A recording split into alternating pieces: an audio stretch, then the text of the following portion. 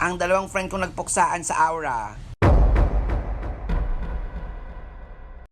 So, ayun nga guys, June 2, nung madaling araw, while waiting na magpatila ng ulan, biglang dumaan yung dalawa kong friend na lasing na lasing. Tapos, pagkatapos silang mag-inuman, ayan, naligo sila sa ulan. Napakalakas ng ulan kagabi.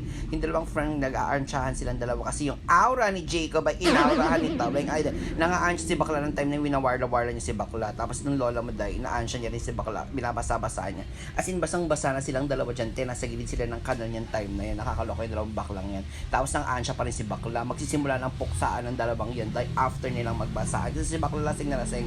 Pareho silang nalasing nung time na yan dahil maya-mayang konti magpuksaan ang dalawang friend ko dahil nga sa aura. Ayan, ang dalawang friend ko nagsimula ng puksaan. Guys, super tawa talaga ako sa time na yan kasi hindi ko alam kung aawat pa talaga ako.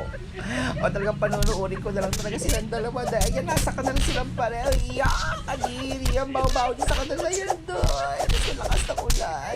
Yung dalawang friend ko talaga nag-versusan. Jacob versus Tawet. Ang laban na ng mga ML heroes. Si Balmon at saka si Mia nagbarlahan na. Olay!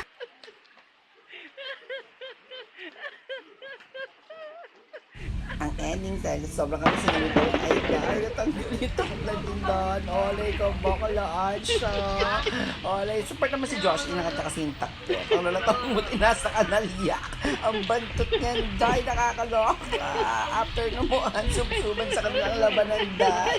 That's all for today, guys.